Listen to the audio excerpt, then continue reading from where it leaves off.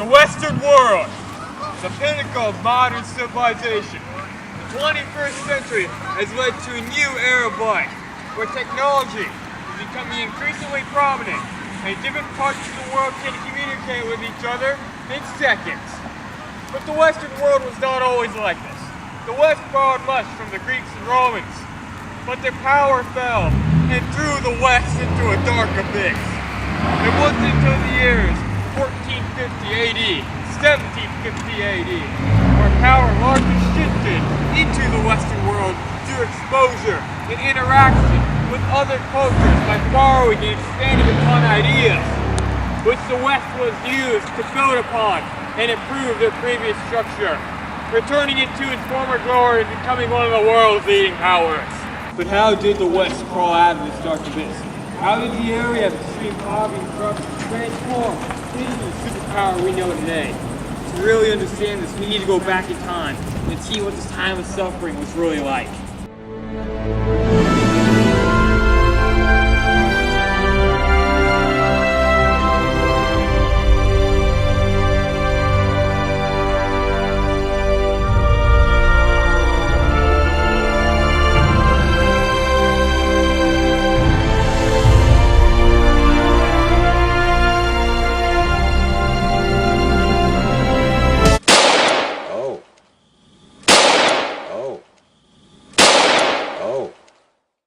The Dark Ages. These were the years after the great Roman Empire fell and Western Europe changed forever. Life went from being complex to being simple. People stopped trading with foreign lands and instead barely stepped foot out of their village. There was no more great empire ruling over everyone. People didn't identify themselves as something except for the church, which was known to be corrupt and take advantage of its followers. Leading off the Dark Ages, the church was known to have problems. People in the church were greedy for money and used religion as a tool to manipulate people. One way the church manipulated and stole money from people was through the act of selling indulgences. It wasn't until Desiderius, Erasmus, and Martin Luther started to realize these faults and publicize their opinions against the church that people started to question the church's authority. On October 31st, 1517, Luther posted the 95 Theses, which he had composed in Latin, on the door of the Castle Church of Wittenberg. The 95 Theses accused the Catholic Church for committing heresy and publicized the faults within. Most of these theses involved the controversial issues of indulgences, and why the selling of these indulgences by the church was bad. Soon after his posting of the 95 Theses, Luther rallied up more followers and became more direct in his attacks of the church. As time passed, the church became annoyed with Luther, and he was summoned to speak with the church at the Diet of Worms on April 17, 1521. He was asked to renounce his ways and his works, but Luther refused, and in the years that followed was excommunicated. Little did Luther know, but his actions would inspire others to go against the church, resulting in the start of the Protestant Reformation. A reason why Luther was so successful was because of his attack on the church was very direct and appealed to the common people. His studies of theology and his use of theological arguments was one of the main reasons he appealed to the common people. Luther's expansion of his ideas by publicizing his 95 Theses got people to start to think about themselves instead of following the church. Though Luther was key, another individual often overlooked is King Henry VIII of Greenwich. Henry inherited a stable realm which gave him more freedom to take chances. One of these chances was breaking away from the Catholic Church and creating the Church of England. This was enormous for the Western world, because instead of one person getting a small group to break from the church, there was an entire country leaving the tyrannical rule. King Henry VIII was known to be religious and had many wives. Henry had 6 wives in his lifetime, all of which he hoped to have a son with. Henry's first wife, Catherine of Aragon, could not produce a son and only had one surviving daughter. Henry did not want England to fall under woman rule and was desperate to find a way to have a son. With his wife aging into her 40s, Henry fell in love with a young lady, a sister of one of his mistresses, Anne Boleyn. Henry tried to convince the Pope to get an annulment, on the grounds that his marriage was never legal. The Pope did not approve of Henry's annulment, and Henry, along with his Parliament, agreed to go against the Church, and within a week, Anne Boleyn was crowned a queen. The Church quickly responded with excommunication, and along with Parliament's help, King Henry broke away from the Catholic Church and created the Church of England and declared himself as the leader of that church. What he did in that single act of breaking away from the church changed the way things were in all of Europe and soon the world. When Henry broke away from the church, he showed the church was not as important as the government and put himself both ahead of the church and of the state. This was a totally new idea of that time period, and because such a powerful figure was breaking away from the church and making himself not care about the church's ideals, led others to not worry about the church and what the church wants. Modern science as we know it today began during the 17th century in the early modern period of Europe towards the end of its Renaissance. This early period of science is known as a scientific revolution, and the emergence and development of math, physics, astronomy, biology, chemistry, and medicine allowed for Western Europe to become the massive powerhouse of the world. This new era transformed governments, religions, and the common people through many intelligent and intellectual minds such as Isaac Newton and Galileo. Perhaps the most influential scientist during the scientific revolution was physicist, mathematician, and philosopher Sir Isaac Newton. Isaac Newton was born on January 4th, 1643 in England. He was raised a farm boy, but was able to attend many schools, colleges, where he learned about science, chemistry, math, and in his later years, philosophy. His most famous discovery and published work, for it is still used and taught today, is Newton's laws of motion and the concept of gravity. It is rumored that Newton discovered gravity while sitting under a tree, and an apple fell on his head. Newton's discoveries of gravity and its effect led to even more of his theories, like the orbits of planets. Newton also worked with geometric light and optics. Newton discovered the light spectrum by using prisms he got from his friend, and the sunlight that shined through the window of his house. Newton expanded on the knowledge and discoveries of Galileo and became one of the smartest people ever to walk the earth. Newton was definitely the smartest scientist out there. I mean, Einstein, Edison, all those other guys, they pretty much looked up to Newton. Newton is pretty much the hero of the science world. Maybe because he was so smart and he was crowned a knight for being so, he influenced others to take up science. His finding of new ideas and expansions of Galileo's ideas really made the Western Europe the most technically advanced civilization there was. Galileo Galilei was an Italian physicist, mathematician, and most known and most credited for his astronomical intelligence. Born in Pisa, Italy in 1564, he was known as the father of science because of his knowledge of math, physics, and astronomy. He constructed a telescope and discovered the 4 moons which surround Jupiter. These moons were later called the Galilean moons, credited with his name. He also supported the Copernican theory, which supports the sun-centered solar system. His astronomical discoveries not only serve as the basis of today's modern science, but they also show his perspective and his belief of the world at this time, which was against the common belief of the church. This is seen because Galileo was convicted of heresy twice by the church and was imprisoned 3 years because of his belief and advancements in science. We don't usually think of scientists as criminals and conspirators trying to destroy the world, but back then, that's exactly what they were. Galileo went to prison just for agreeing with a few theorems and finding out some new things. He was a very brave man, a rebel perhaps, who tried his best to learn and find out new things. I think that it was when his findings were actually accepted and when he finally became considered not crazy, that was when the Western world really had a grasp on science and became more powerful. During the scientific revolution, other discoveries and ideas were being made by Vesalius and John Harvey. Vesalius' discoveries in medicine had disrupted accepted beliefs in Christianity.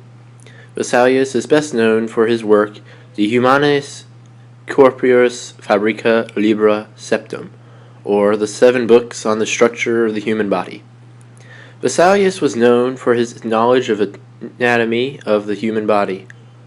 Vesalius' studies, although somewhat contradicting of Catholic beliefs, actually became accepted by the Emperor Charles V of the Holy Roman Empire.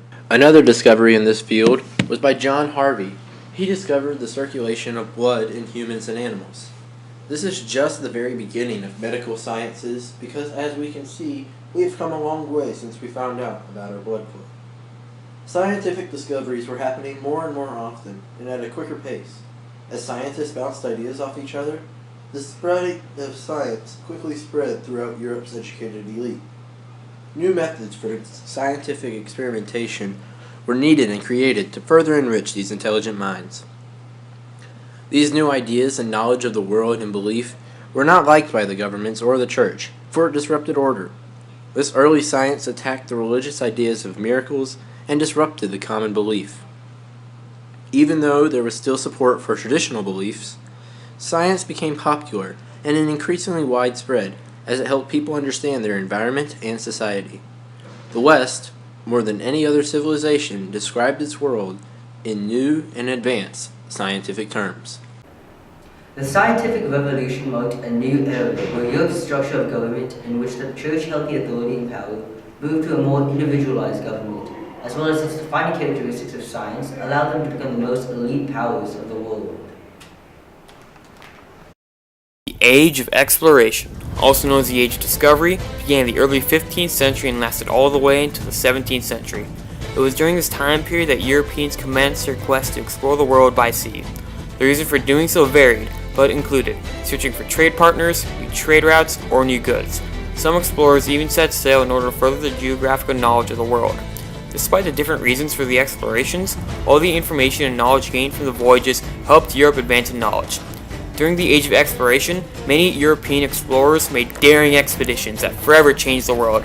Perhaps the most well-known explorer of the Age of Exploration was Christopher Columbus. Christopher Columbus sailed across the Atlantic Ocean in search of a new trade route to East Asia, but instead he stumbled across the Americas. Columbus thought he had reached the Indies, but in time, Europeans would realize that what Columbus had discovered was not the Indies, but the New World. Christopher Columbus's significance in history as a navigator, colonizer, and explorer helped to spread civilization across a significant port of Earth. Without Columbus, the spread of Western culture in the Western Hemisphere may never have happened. Vasco da Gama set sail to chart a sea route to India. Along with the sailor he knew the route to India, Vasco was able to cross the Indian Ocean. In May of 1498, Vasco da Gama reached India. He obtained a lot of cinnamon and pepper. The valuable cargo da Gama returned paid for his voyage and made Portuguese people even more eager to trade with Indian merchants. Da Gama had accomplished his mission. He opened up a new trade route with the East by sea. His works were not all done, though.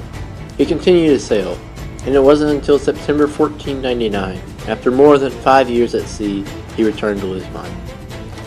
Portugal continued to trade with India and became a very rich and powerful country. Da Gama's success led to the dispatch of another Portuguese fleet, commanded by Pedro Álvares Cabral. Some of the men Cabral left in India were massacred, so King Manuel ordered da Gama to India again. He was given the title of Admiral and left Portugal in February 1502 with 20 ships. Da Gama's mission was a success, and the fleet returned to Lisbon in October 1503. I would definitely say that without da Gama's intuition and brilliance, the West would not be where it is today. I mean, da Gama had the brilliant idea to go around Africa and trade with India. Without da Gama, Portugal, one of the strongest countries at that time, would not have been able to avoid other expensive trade routes and may not be as rich as it was because of da Gama's journey. In 1520, Ferdinand Magellan, along with 3 ships, set out across the Pacific Ocean from South America in search of an alternative route to the Indies. Unlike Columbus, Magellan succeeded in finding the Indies, but he underestimated the size of the Pacific Ocean. Instead of the journey lasting only a few weeks, as Magellan had first thought, the voyage took over 3 months. While still out at sea, the crew ran out of food. One of the key figures of Portuguese exploration was Prince Henry the Navigator. Although Prince Henry was not an explorer himself, he encouraged exploration and directed many voyages. He even started a school where sailors and mapmakers could learn their own trades. Their early expeditions, directed by Henry, primarily focused on the west coast of Africa. He sought to continue the crusades against the Muslims, find gold, and take part in trade. The voyages of the explorers had a huge impact on Europe's economy and commerce. Because of the exploration, more goods, raw materials, and as well as precious metals made their way into Europe. Exploration and trade greatly contributed to the growth of capitalism. Merchants were able to gain a lot of wealth through trade and selling goods from around the world. The profits earned by these merchants were then typically used to finance more voyages. Other people started investing money into companies and shared the profits with these companies. As the precious metals arrived into Europe, money became more important. Increasingly, people began employing other people, which helped the economy of Europe. All of this fueled the shift of power to the Western world. The age of exploration was very important. During this time, legends were born, new technologies were invented, new routes were discovered, some of which that are still used today. Circumnavigation was accomplished not once but twice. This was why the age of exploration was so absolutely essential. With it came a flood of ideas that gave the Western world power.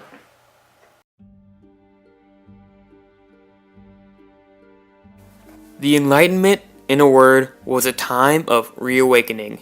Europe, which had laid dormant for centuries, awoke to an overflowing of curiosity and new ideas. The Enlightenment built upon the previous achievements of past individuals, like Martin Luther, Newton, and Columbus, ushering in a new period. People began to think and ask more questions. People during the Dark Ages questioned very little about the world. Feudalism was built upon a system of trust, so how could you trust someone if you questioned them? But through the scientific revolution and new discoveries, people realized that their old notions and perceptions of the world were very wrong. The Enlightenment really was a time of enlightenment. The effects of the Renaissance, the Reformation, and the scientific revolution started to seep down to the commons. People detracted from previous beliefs and traditions that were present during the Middle Ages. They began to question things and debate about the current topics of the time. Some of the first thoughts of the Enlightenment began after the 30 Years' War, which was almost a war against oppression by the state. Europe had numerous wars during this time frame, but we'll focus on the 30 Years' War. This war was notorious for its horrible destruction that it caused. As a result, many notable German writers wrote extensively about it, criticizing the very ideas of nationalism and warfare. Authors such as Hugo Grotius and John Comenius denounced the war and what it brought. Comenius believed that humanity was not so different from each other, being all citizens of the same world and all sharing the same life-giving blood. Grotius argued that governments must protect the right of life and peaceful existence before its duty as a nation. He even proposes the idea of declarations of war, treaties, and the humane treatment of prisoners. These thoughts were what really led to some of the more influential ideas and beliefs that much of the West borrowed from the Enlightenment. During the 17th and 18th centuries, discussions about hot topics were very common in Europe. In fact, even commoners engaged in meaningful debate. Middle-class and aristocratic women held meeting or salons. These were gatherings where people went to exchange intellect or gain new perspective on topics. Some notable people who attended such gatherings were John Locke, Jean-Jacques Rousseau, and Voltaire. Locke argued that all men had individual rights that any government must protect. If the government failed to protect those rights, then people can overthrow it. Rousseau, on the other hand, believed in a social contract, which is a two-sided agreement between the government and its people. Voltaire, meanwhile, thought very lowly of humanity. However, he did argue for the separation of church and state. Much of what was discussed during the Enlightenment heavily influenced the West. Europe, and especially America, borrowed the ideas from these philosophers, reshaping their governments around it. Understanding the Enlightenment is crucial to understanding our society today. Many concepts and privileges that we enjoy today all came from our founders being influenced by enlightened thinkers. The ideas that were borrowed are what led to the West becoming the powerhouse that it is today. Even in the United States Constitution, it states that no man shall be deprived of their rights to life, liberty, and the pursuit of happiness. And in England, King John was forced to sign the Magna Carta, which led to the recognition of the rights of Englishmen. It is impossible to say that the Enlightenment was insignificant, when nearly all of Western powers borrowed ideas coming out of it. Thanks to the Renaissance, Europe began to break free from the Middle Ages. Thoughts and ideas flowed into Europe, and all of those things spurred progress and allowed for the West to regain its former glory. And because of that, the West became one of the world's leading powers. Columbus, da Gama, Prince Henry, and Magellan. These guys all contributed to exploration and the spread of European knowledge. The West gained more knowledge about the outside world than ever before. With each explorer, more money was acquired, new ideas and trade were formed, making Europe one of the greatest and strongest economies of the world. The Enlightenment, a radical time of thought and questioning. As a result of many of the achievements set forth by previous events like the scientific revolution, the Western states started to question previous ideas and practices. New ideas flowed into the West, which they borrowed and incorporated in nearly all of their governments. The scientific revolution changed the ideas of the world all throughout Europe. With minds like Newton, Galileo, Vesalius, and John Harvey, the European continent became the most scientifically advanced area and began to think rationally about the world. During the Reformation, certain individuals like Martin Luther and King Henry VIII broke away from the church. This breaking away created more religions by expanding and changing the old Catholic beliefs. These new religious groups had more freedom and started to do things how they wanted to. These four events had a profound effect on the Western world. They all helped change Europe from its really dormant and sleepy state to a really powerful and new energized power, and it regained all of its former glory. New ideas flowed into the West, changing the old practices and the traditions of the Middle Ages. These new ideas, compounded with the emergence of a new rational and questioning mindset, all helped change Western Europe for the better. The West borrowed these ideas and incorporated them into their states, shifting the power to them. The effects of this do not only apply to Europe, but even America as well. Many of our founding fathers used the teachings of these Enlightenment thinkers to found the Declaration and the Constitution.